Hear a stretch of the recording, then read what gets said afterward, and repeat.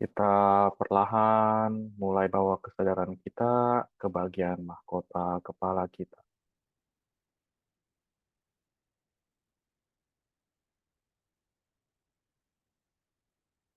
Kita tidak perlu melakukan apa-apa, cukup menyadari segala sensasi yang ada di sekitar kepala kita.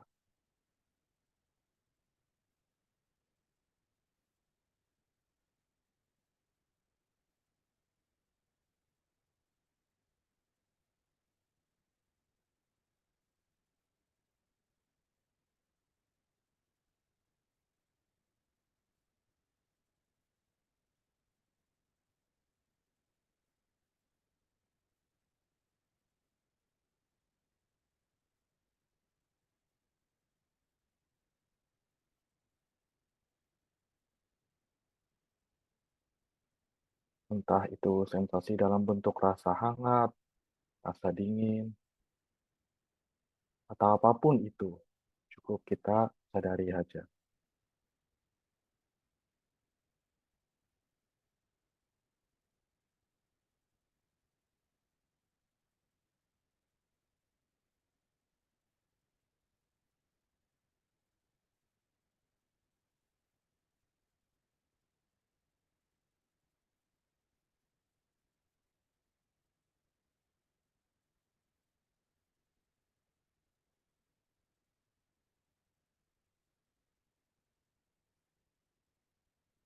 Kita tidak perlu menolak ataupun mengejar suatu sensasi tertentu, hanya cukup dengan ringan menyadari.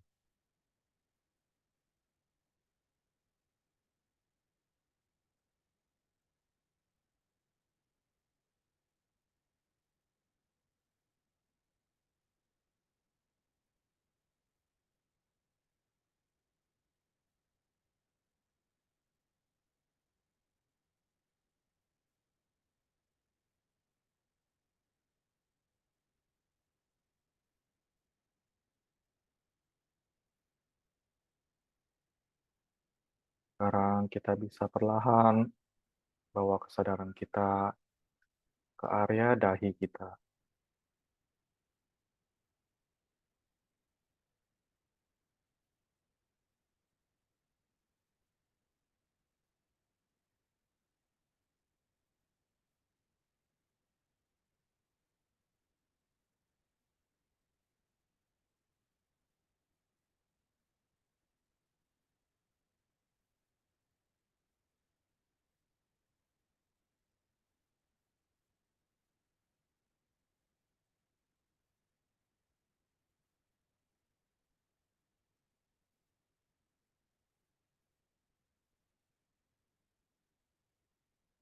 Sekarang perlahan bawa kesadaran kita kedua ke kedua pipi kita.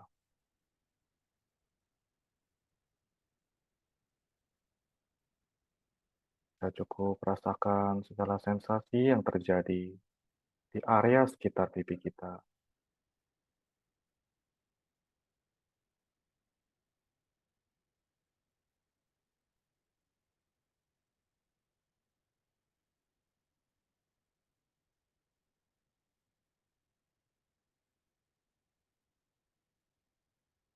Mungkin sebagian dari kita, pikiran kita sudah berkelana ke masa lalu, ke masa depan. Kita cukup sadari dan kita bawa kembali kesadaran ke area sekitar pipi kita.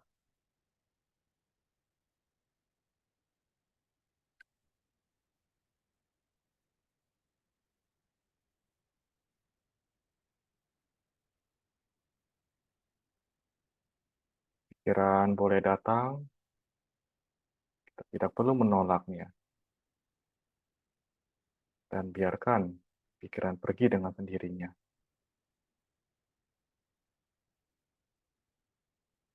Selama kita tidak terhanyut, selama kita sadar akan sensasi di sekitar pipi kita, maka kita sedang dalam meditasi.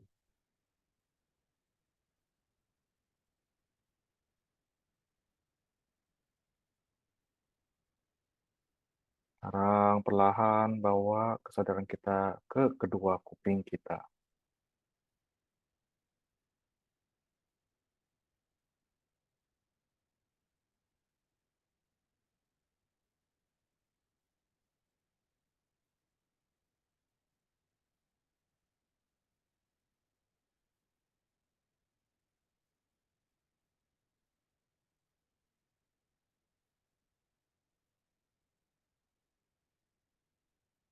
Dan perlahan ke area sekitar dagu kita.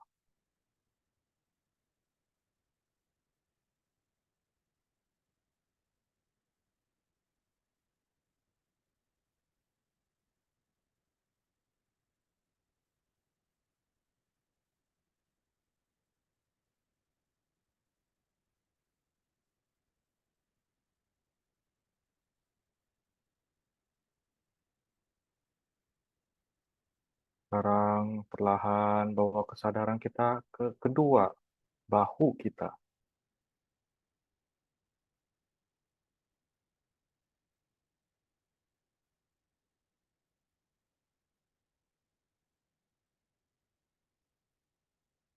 Apapun sensasi itu, cukup kita sadari. Hanya menyadari.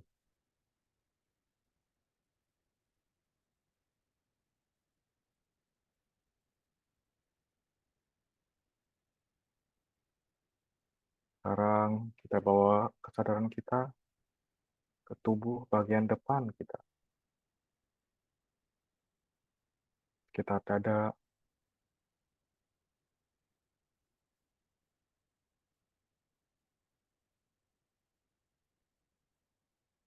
apabila pikiran kembali membanjiri batin kita, tidak apa-apa. Cukup kita sadari, kita bawa kembali kesadaran ke area dada kita. Kita oke dengan tidak oke.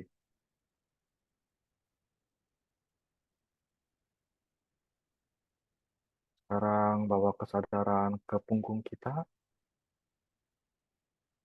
Kita bisa rasakan otot-otot yang mengencang ataupun yang kaku.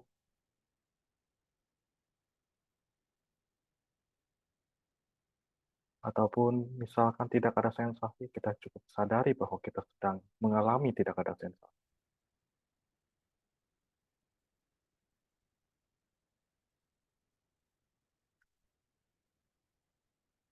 Sekarang kita bisa bawa kesadaran ke area sekitar perut kita.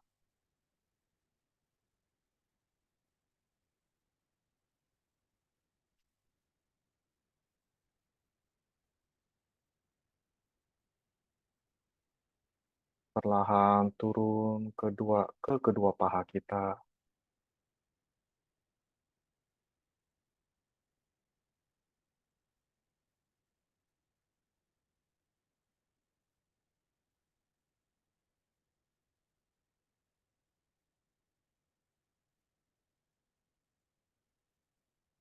Kita bisa merasakan ketegangan otot kita saat kita bersila.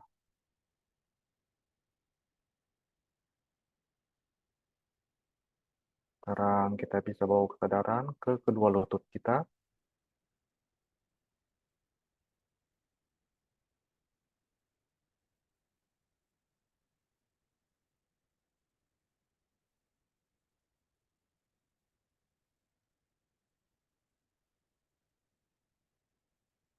Kita lanjutkan lagi kesadaran ke kedua kaki bagian bawah kita.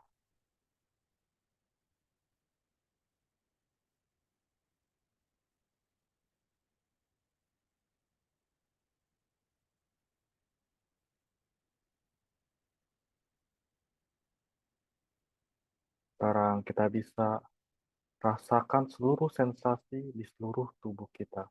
Kita perluas kesadaran kita ke seluruh tubuh kita. Apapun sensasi yang terjadi dalam tubuh kita, kita cukup sadari.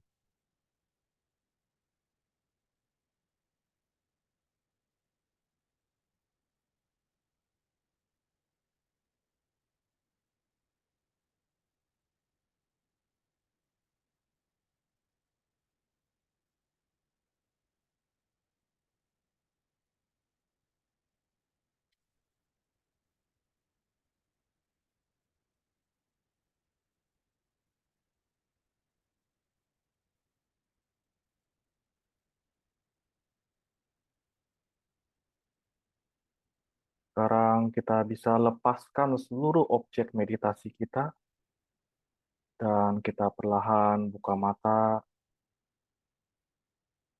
dan sekarang kita bisa istirahatkan batin secara alami. Apa adanya.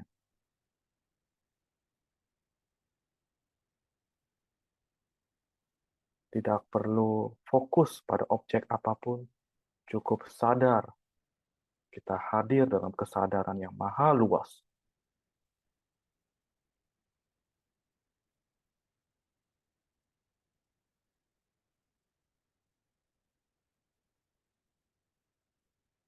Kita tidak perlu bermeditasi, namun kita juga tidak terhanyut.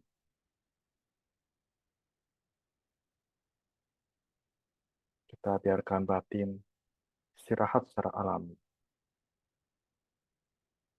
Apa adanya.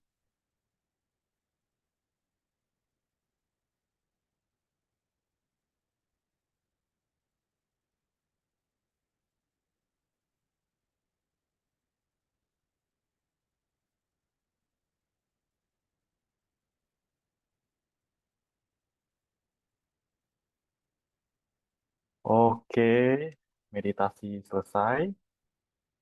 Kita bisa lemaskan ya seluruh tubuh kita. Sekarang mari kita undang Pak Hema untuk membawakan topik utama sesi malam ini. Jadi Pak Hema, waktu dan tempat saya persilahkan. Thank you, Clay. Ya, selamat malam teman-teman semua. Apa kabar nih? Semoga semua dalam kondisi yang baik, dalam kondisi yang sehat. Di cuaca sudah mulai berubah ya. Kalau saya tinggal di Surabaya, Surabaya sudah beberapa kali mendapatkan kesempatan diguyur hujan, lumayan gitu ya. Cuaca sudah bisa sedikit turun, gitu ya. Suhu bisa sedikit lebih turun. Ya lumayan gitu ya, kita bersyukur, kami bersyukur sekali. Oke, tapi cuaca yang seperti begini biasanya kan ini satu kondisi perubahan yang juga disertai kalau kita yang daya tahan tubuhnya itu tidak bagus, lagi tidak bagus, hati-hati, ini mudah sekali untuk drop gitu ya, drop. Jadi semoga kita selalu bisa menjaga kesehatan kita masing-masing dengan mengkonsumsi air mineral yang cukup, istirahat yang cukup, makan makanan yang tidak banyak mengandung tepung, gula, ataupun minyak-minyak lemak, gitu ya, supaya tetap sehat. Tapi buat teman-teman kita, kalau ada yang sakit, kita doakan supaya bisa menemukan satu jalan terbaik untuk kesembuhan atau kesehatannya pulih. Oke, teman-teman, pada malam hari ini kita akan masuk ke satu topik pentingnya pentingnya niat, gitu ya, intensi. Jadi tema besar dari Tergar Indonesia pada bulan Desember adalah berbicara tentang betapa pentingnya intensi atau niat itu, ya niat motivasi gitu ya. Nah, di poster ada di redaksionalnya itu saya ada sedikit cerita tentang pengalaman saya pertama kali mengenal tentang meditasi, di mana ketika itu saya sih punya tujuan, tetapi karena tujuannya itu tidak jelas, tidak clear, maka ketika latihan mendapatkan rintangan, tantangan, pertamanya masih bisa bertahan. Ya, lama-lama nggak tahan juga.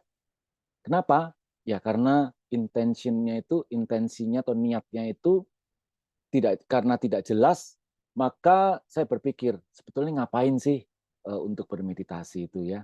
Kayaknya kalau dikatakan bermanfaat, nggak bermanfaat juga. Akhirnya saya sempat berhenti cukup lama untuk berlatih. Sampai akhirnya sangat bersyukur bisa ketemu dengan Ninjo Rinpoche, guru meditasi yang sangat luar biasa. Beliau dengan jelas menerangkan betapa pentingnya kita memiliki atau mempunyai niat yang jelas ya di dalam meditasi. Oke, dan pada malam hari ini kita akan membahas tentang ya, topiknya adalah kayu bakar dan api unggun. Ya, ini adalah satu analogi saja ya, teman-teman, bahwa api itu, kayu bakar itu adalah niatnya, gitu ya. Niat, motivasi kita gitu. Jadi niat dan motivasi itu ketika kalau diibaratkan sebagai kayu, kayu bakar, ketika kita masukkan ke dalam api unggun ya, dalam api, maka apinya akan semakin besar, semangat ya. Terus kemudian ya, semangat itu yang paling utama membuat kita menjadi lebih bersemangat dalam berlatih. Bersemangat, menjaga konsistensi, dan akhirnya kita bisa mendapatkan manfaat yang betul-betul pas ya untuk bermeditasi. Nah, dalam satu kesempatan, guru kita mengatakan begini, teman-teman. Beliau mengatakan adalah, apakah latihanmu bagus atau tidak, itu tidak terlalu penting. Yang penting adalah niat untuk bermeditasi. Itu saja sudah cukup.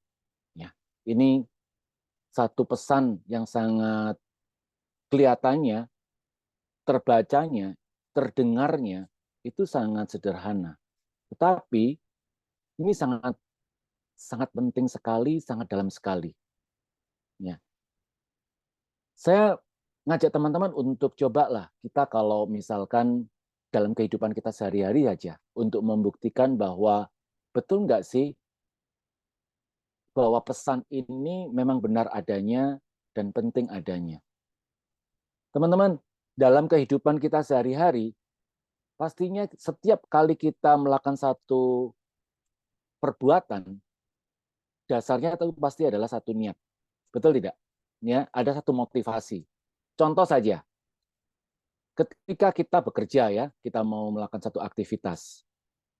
Saat kita mau melakukan aktivitas, jikalau tujuan dan niat kita itu tidak jelas, untuk apa kita beraktivitas, pengalaman Anda gimana?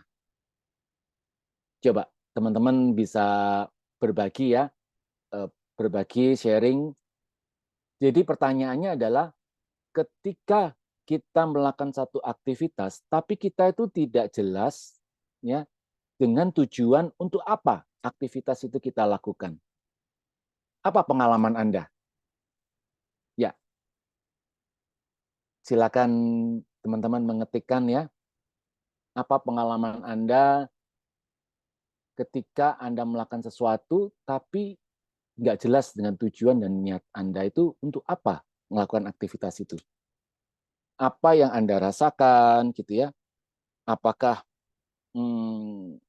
Anda tetap bersemangat atau mudah untuk putus asa?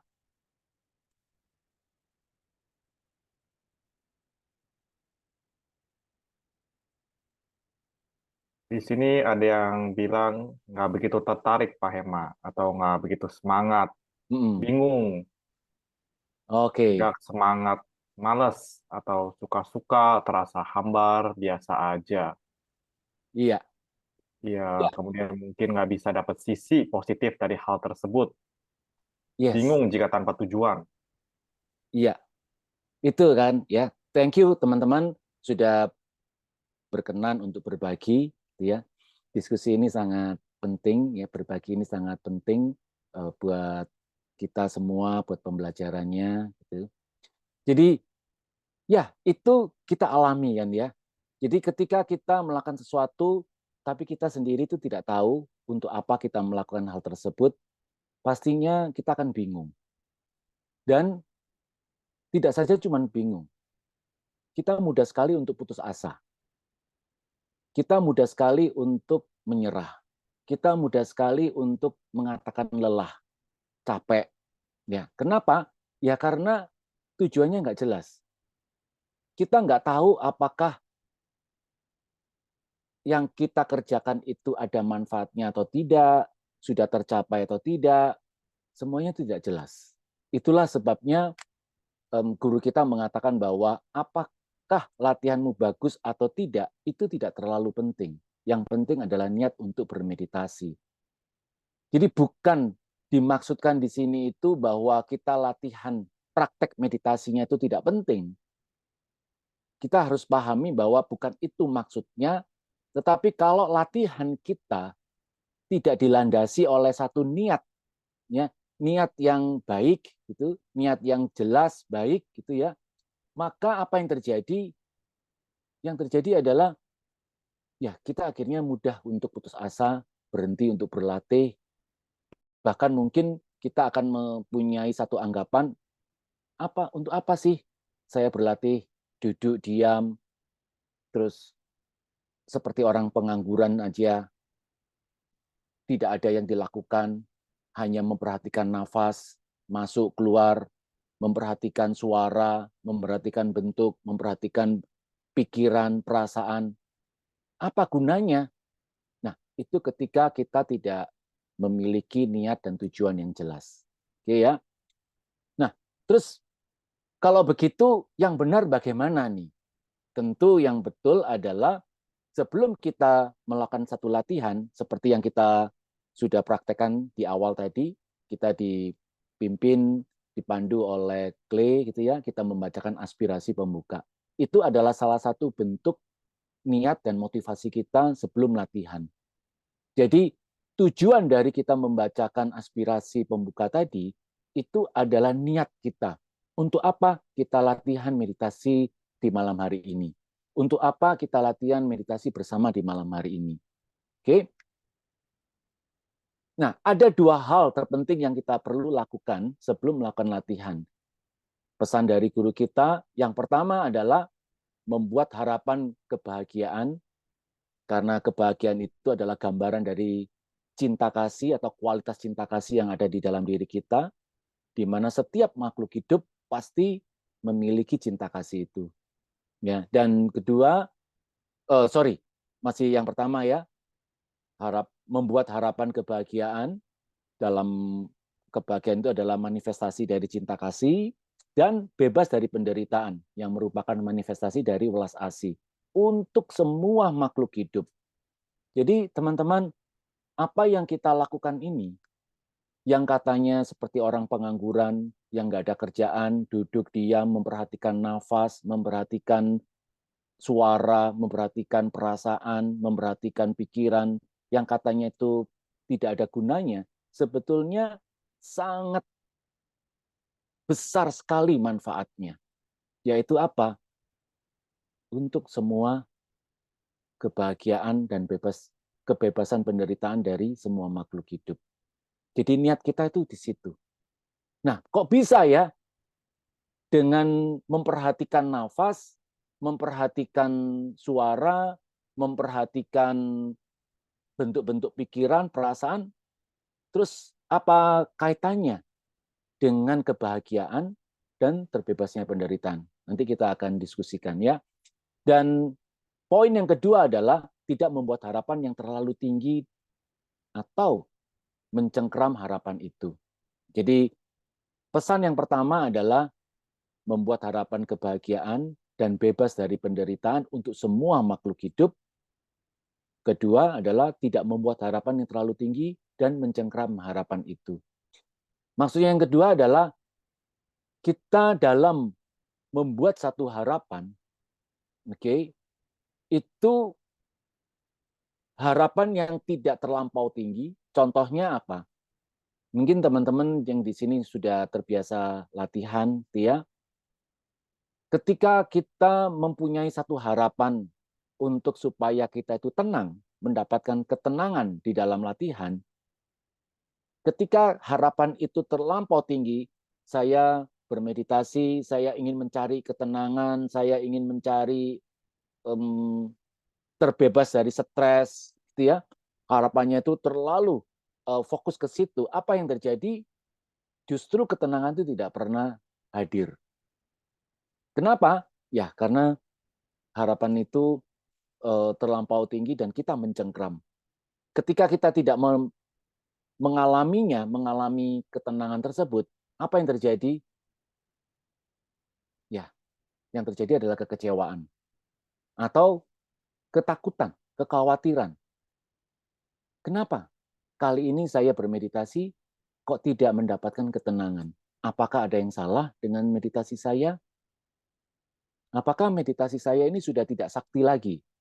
Nah, akhirnya kita akan mengalami satu pemahaman yang keliru, ya, pemahaman yang keliru tentang meditasi. Oke, teman-teman, tadi saya mengatakan berjanji untuk mengangkat satu diskusi poin dari mana kok bisa hanya dengan apa namanya memperhatikan nafas, memperhatikan suara, memperhatikan bentuk, kok bisa kemudian membuat harapan kita untuk membagikan cinta kasih dan welas asih itu bisa terjadi. Jadi guru kita menjelaskan bahwa ketika kita mengembangkan kesadaran kita, gitu ya, kita mengenali kesadaran kita melalui meditasi dengan objek nafas, oke, ketika kita menyadari nafas kita, apa yang terjadi? Yang terjadi itu adalah kitanya itu terhubung dengan kesadaran. Pada saat kita mengalami hal itu, maka kitanya sendiri yang mempraktekannya itu bisa dikatakan berada dalam kondisi yang bahagia secara mental atau batin. Oke. Pada saat itu terjadi, maka apa yang terjadi dengan diri kita itu akan berdampak pada orang-orang yang ada di sekitar kita. Contoh yang paling dekat adalah keluarga kita, anggota keluarga kita, karena kita dalam kondisi batin yang damai, batin yang tenang, oke, karena kita sudah terhubung dengan kesadaran diri kita, maka orang-orang yang ada di sekitar kita, bahkan makhluk hidup yang ada di sekitar kita, ya, itu juga merasakan dampak dari ketenangan kita itu. Oke, itu kalau kita menggunakan meditasi untuk mengenali kesadaran. Dikembangkan lebih jauh lagi, saat kita mengembangkan cinta kasih kita, maka apa yang terjadi? Kita bisa kemudian membawa satu rasa cinta kasih, kita bisa merasakan betapa bahagia, kita bisa lebih empati kepada orang lain, kepada makhluk hidup yang lain. Kemudian kita bisa menyebarkan satu pengharapan semoga makhluk hidup yang lain itu juga mengalami, juga menerima, juga memperoleh cinta kasih, kebahagiaan, welas asih, terbebas dari penderitaan. Ini sebetulnya satu kegiatan latihan yang sangat baik sekali jikalau kita praktekkan, terlebih-lebih dalam situasi seperti saat ini gitu ya, di mana di beberapa wilayah terjadi perang gitu ya, dan kita bisa mengirimkan mengirimkan cinta kasih kita, mengirimkan kewelasasian kita agar masyarakat rakyat yang mengalaminya ini itu bisa terbebas dari penderitaannya, ya, karena pastinya pastinya ya tidak ada satupun yang akan menang ataupun merasa senang gitu ya dengan perang tersebut, pastinya menderita. Nah, ini sangat tepat sekali jikalau kita melakukan latihan dengan satu tujuan agar supaya manfaat dari latihan kita ini tidak saja kita yang merasakannya, memanfaatkannya, tapi juga untuk makhluk hidup yang lain. Oke, nah disinilah poin pentingnya mengapa memiliki tujuan yang jelas dan baik itu penting sekali di dalam kita memulai meditasi. Oke. Nah, ini satu contoh aspirasi yang saya adopsi dari aspirasi pembuka di awal tadi, cuman ada satu kata yang saya ubah gitu ya, yaitu ketika di baris yang kedua saya akan bekerja, saya ubah menjadi saya akan berlatih meditasi. Ya, nah teman-teman, yuk kita sekarang belajar membiasakan diri. Setiap kali teman-teman, setiap kali ya teman-teman, untuk melakukan latihan meditasi, maka awali latihan meditasi Anda ini dengan niat dan motivasi ini. Oke, kalimatnya sebetulnya bebas, tapi ini contoh saja. Ya, ini contoh saja. Yang penting adalah niat motivasi Anda untuk berlatih itu untuk apa. Oke, ya teman-teman, kita bacakan masing-masing di tempatnya masing-masing gitu ya. Mau memakai kalimat yang ada di monitor Anda masing-masing yang sudah saya buatkan ini boleh. Atau kalau Anda punya aspirasi sendiri boleh. Asal intinya adalah bahwa latihan Anda itu punya niat dan tujuan untuk kebaikan. Bukan saja untuk diri Anda, tapi juga untuk makhluk hidup yang lain. Oke, kita akan bacakan satu kali, terus kemudian langsung kita akan masuk ke dalam latihan. Oke, Bapak Ibu, yuk kita siapkan postur meditasinya. Pertama-tama, siapkan dulu tulang punggungnya dengan tegak lurus. Tegak lurus tapi rileks.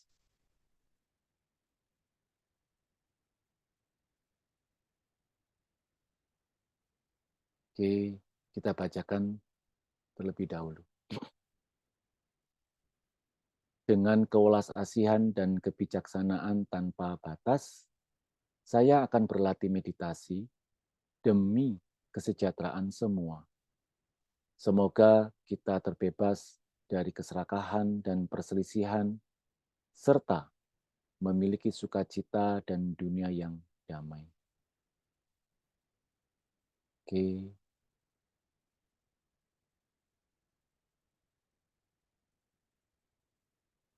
Tegak luruskan tulang punggung dengan rileks.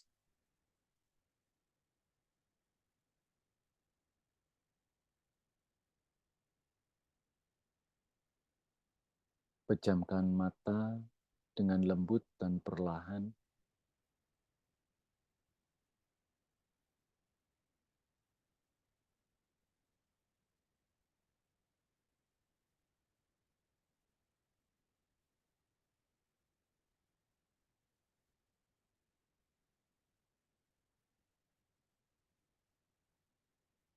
Tarik nafas yang panjang melalui hidung. Tahan 2-3 hitungan. Lepaskan melalui mulut.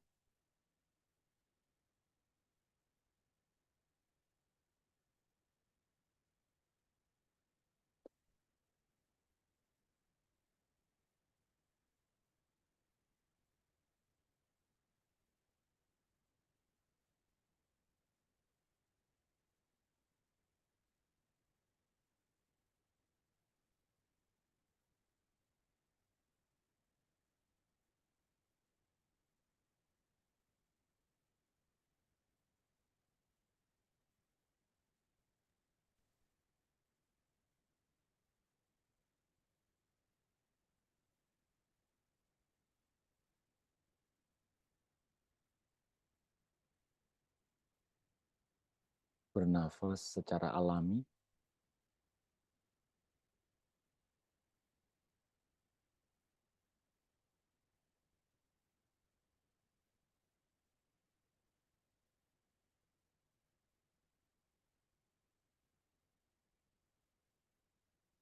Tidak masalah nafas itu panjang atau pendek.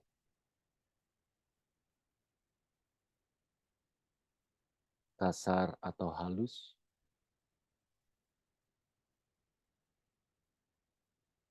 cepat atau lambat, yang terpenting kita menyadari sedang bernafas.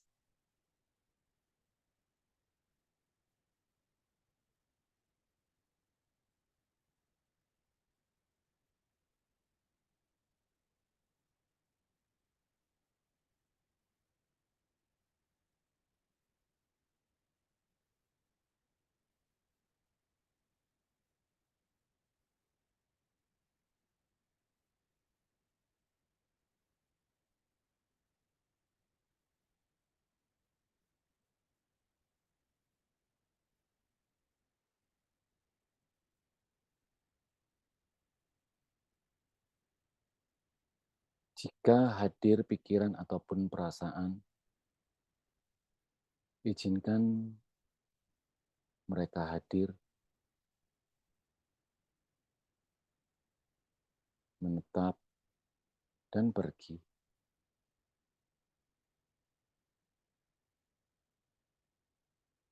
Atau sekedar hadir dan pergi.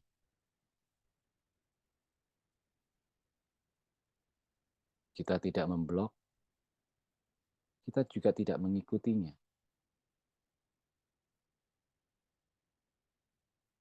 Terpenting kita menyadari sedang bernafas.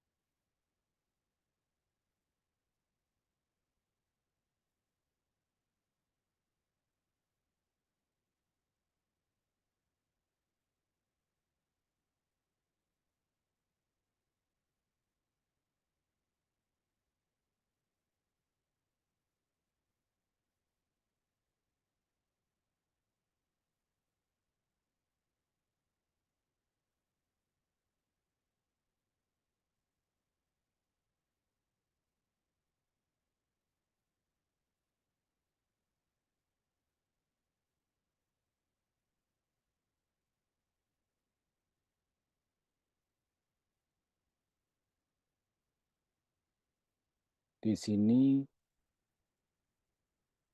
kita bertujuan untuk bermeditasi, artinya mengenali kesadaran.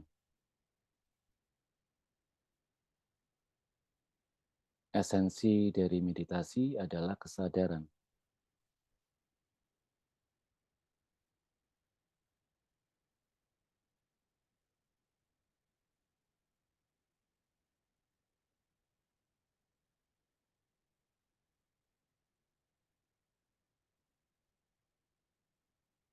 Rasa tenang atau damai,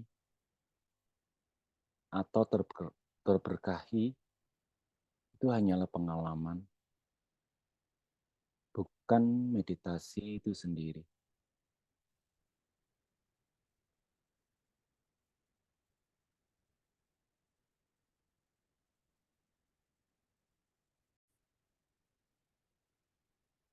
Pengalaman bisa berubah-ubah,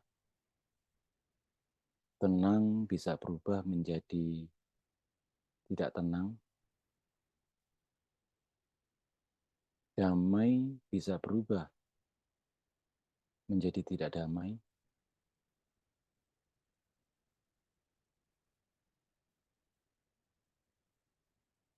Tapi yang terpenting, kita tetap terhubung dengan kesadaran kita.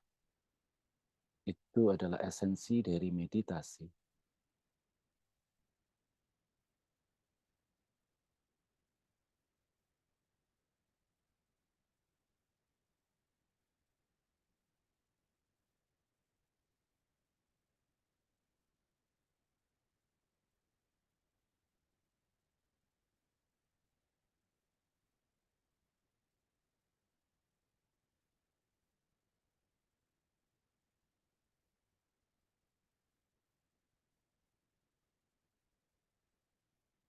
nafas hanyalah objek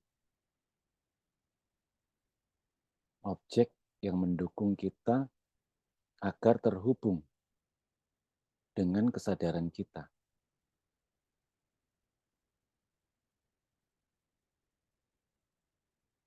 Itu sebabnya nafas kita panjang ataupun pendek tidaklah masalah. Cepat atau lambat juga bukan masalah. Terasa atau tidak terasa juga bukan masalah.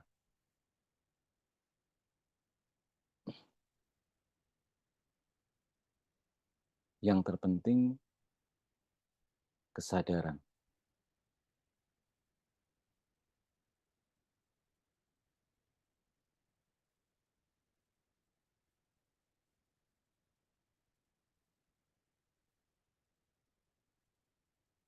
Dengan kita terhubung dengan kesadaran, maka tujuan meditasi kita tercapai.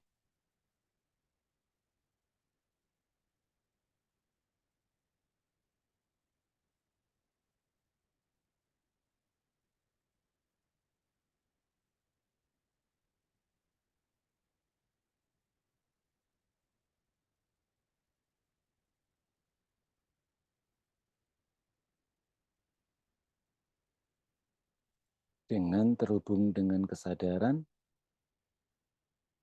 artinya kita terbebas dari suka tidak suka,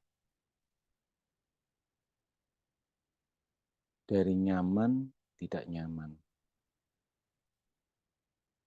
dari tenang tidak tenang, dari damai tidak damai.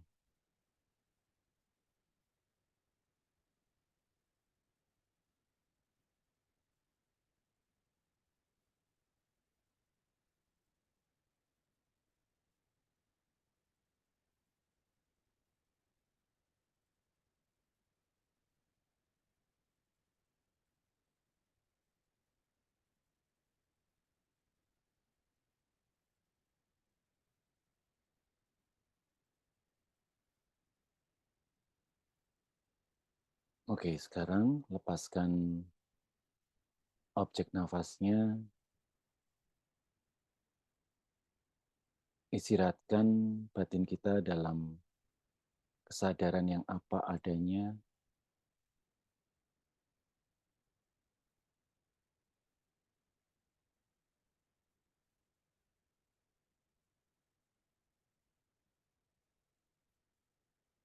Kesadaran yang alami.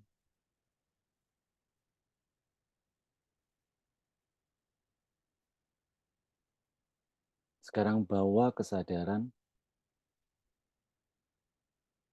bersama dengan telinga mendengarkan suara.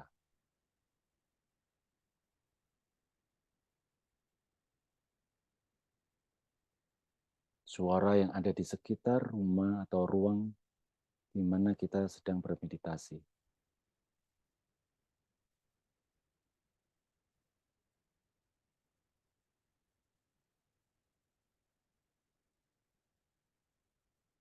Tidak fokus pada satu suara saja, tapi suara apapun.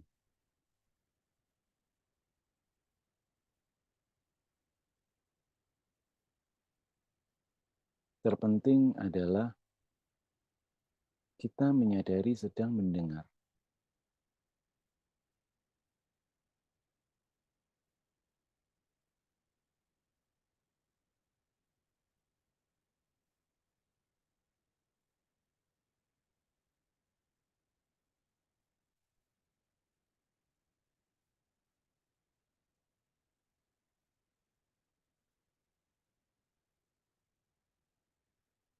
Dengan kita mengetahui suara, maka kita terhubung dengan kesadaran kita.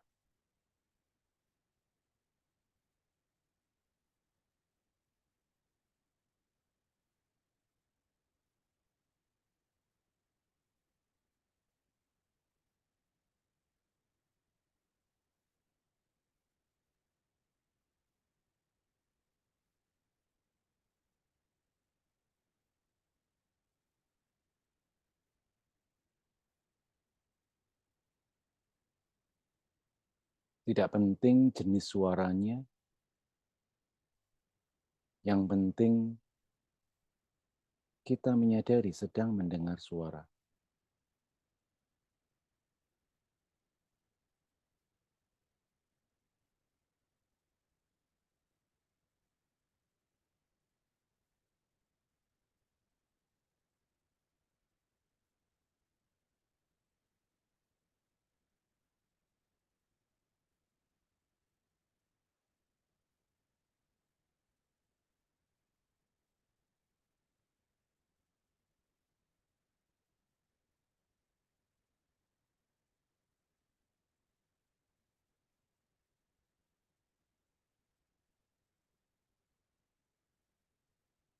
Munculnya pikiran, perasaan, muncul tenggelam, muncul bertahan, menjauh,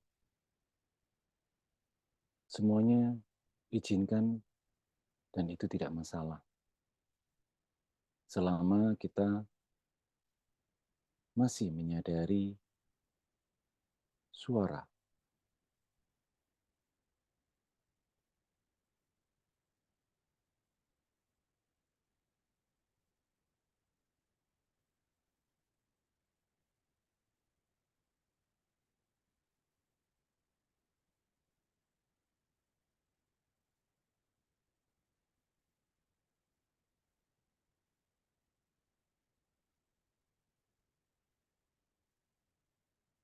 Oke, sekarang istirahatkan batin kita dalam kesadaran yang apa adanya, terbuka, alami,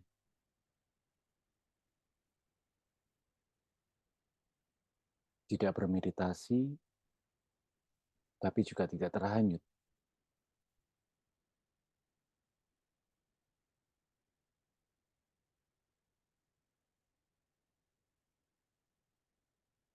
Bagi teman-teman yang matanya sedang terpejam, bisa dibuka dengan perlahan-lahan.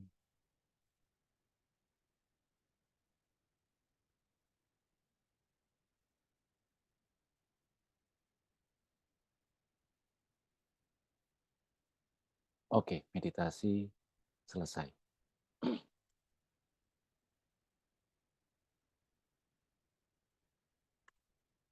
Oke, teman-teman, bagaimana pengalaman di hari ini untuk meditasinya? Apakah cukup jelas antara topik dengan latihan kita? Apakah teman-teman bisa menangkap maksud dari memiliki tujuan yang jelas dalam meditasi dengan latihan yang tadi? Ya, atau punya pengalaman apa dalam latihan tadi mau di-sharingkan, silakan. Nanti Kli akan membantu kita untuk bagi yang langsung mau ini ya, raise hand bisa langsung dibantu untuk unmute. Ya, silakan teman-teman.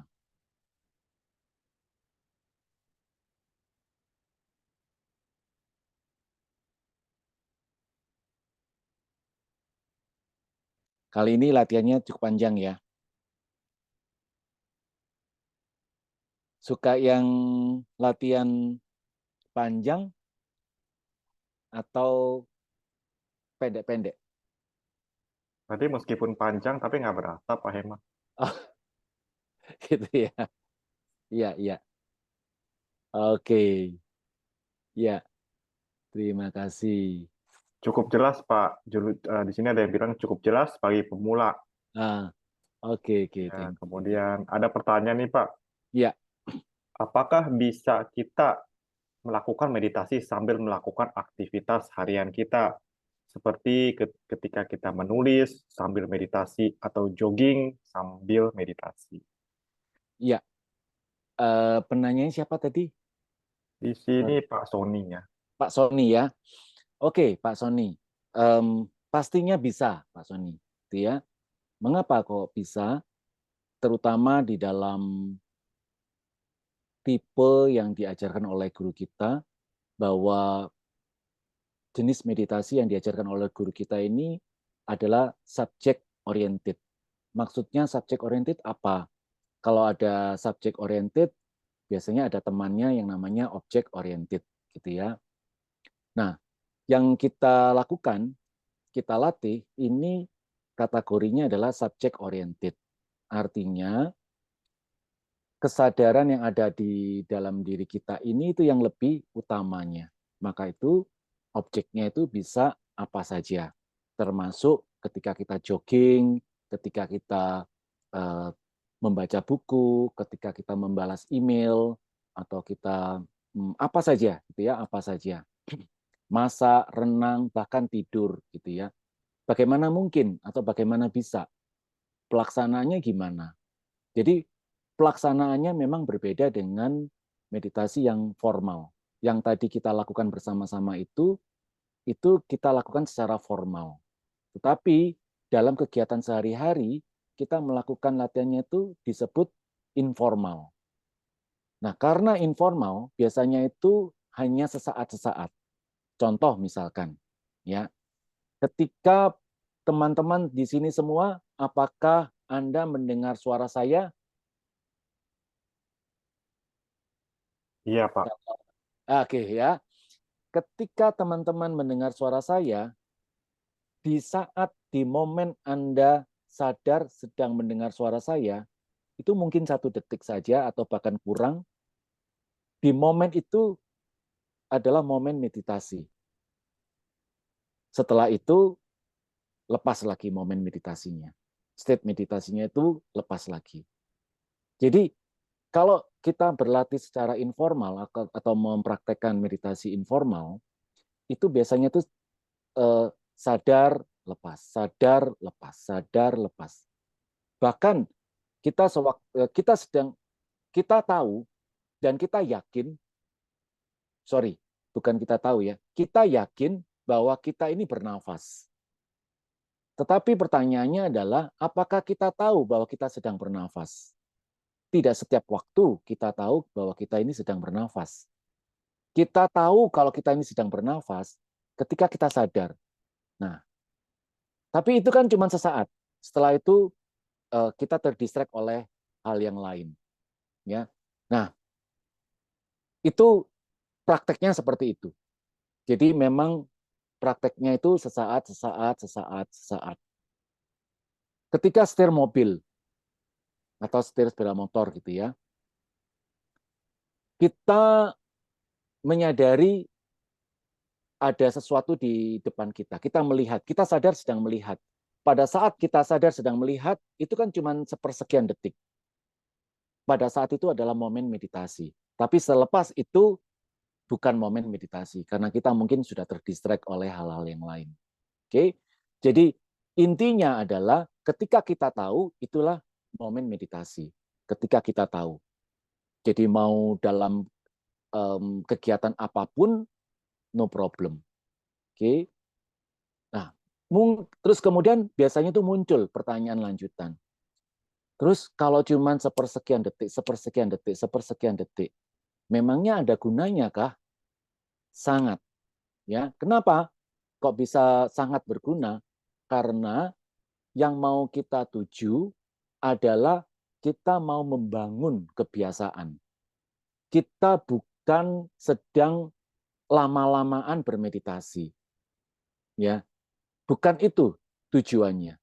Tujuan kita berlatih itu adalah membangun sebuah kebiasaan.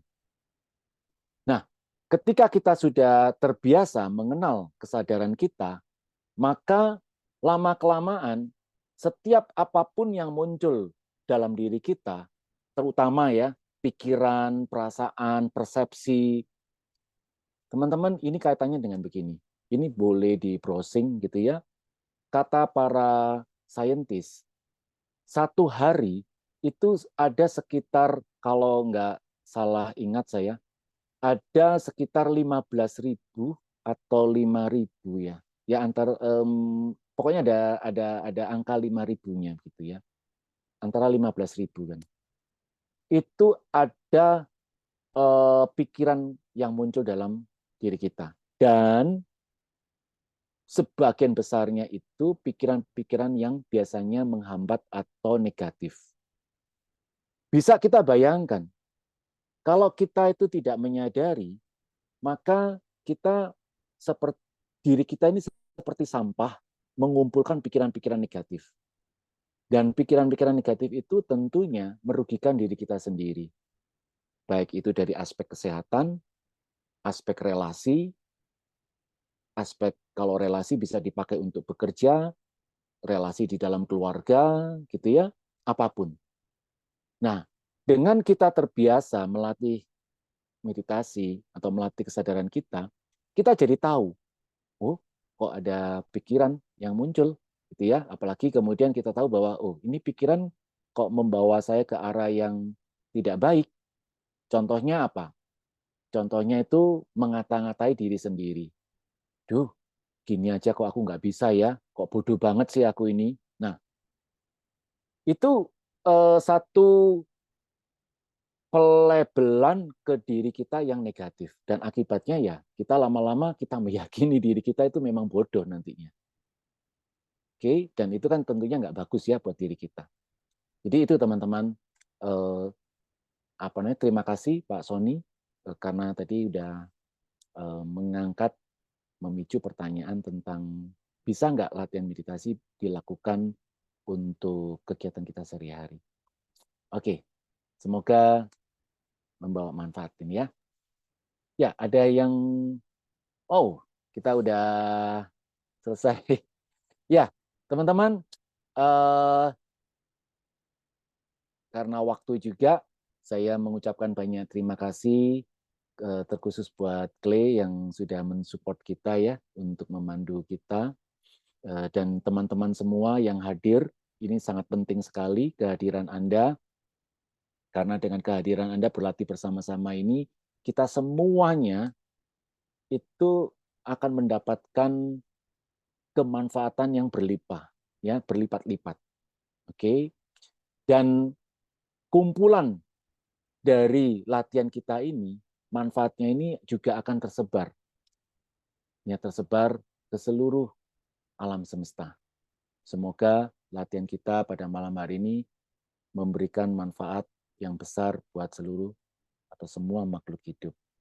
Oke, acara kita tutup, yang akan ditutup dengan dedikasi penutup oleh Clay. Oke, baik Pak Hema, luar biasa sekali isi dari sesi malam hari ini Pak ya. Jadi kita Sama-sama. diingatkan kembali bahwa yang paling penting dalam latihan meditasi itu adalah niat yang baik, yang berhubungan dengan cinta kasih dan ulas asih.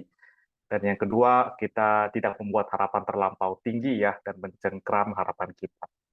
Oke, sekarang mari kita tutup dengan melimpahkan segala kebaikan dari sesi malam hari ini demi kebahagiaan semua makhluk dengan membacakan dedikasi penutup sebanyak 1 kali. Melalui kekuatan dari praktik berulas asih ini, semoga penderitaan dirubah menjadi kedamaian. Semoga hati dari semua makhluk terbuka dan kebijaksanaan mereka memancar dari dalam. Oke, terima kasih Pak Hema telah meluangkan waktu untuk membimbing kita di tengah kesibukannya. Dan terima kasih juga Ibu Bapak untuk sudah bersedia berlatih bersama. Jadi saya ucapkan selamat malam dan sampai jumpa di acara berikutnya. Yes, thank you Clay, thank you teman-teman semua yang sudah Pak Hema. sama-sama Ibu. Terima kasih Ko Clay. Wow, Mbak Dila datang nih. Oh, tepat Pak. Oke. Iya. Terima kasih Pak Hema. Thank you, thank you. Thank you Pak Hema. Thank you, Bu. Thank you Thank you Pak juga. Hema. Clay. Thank you. Ya, terima kasih teman-teman semua atas dukungannya. Salam bahagia semuanya. Salam Selamat bahagia semuanya. malam. Ya, malam. Bye-bye. Selamat malam. Bye.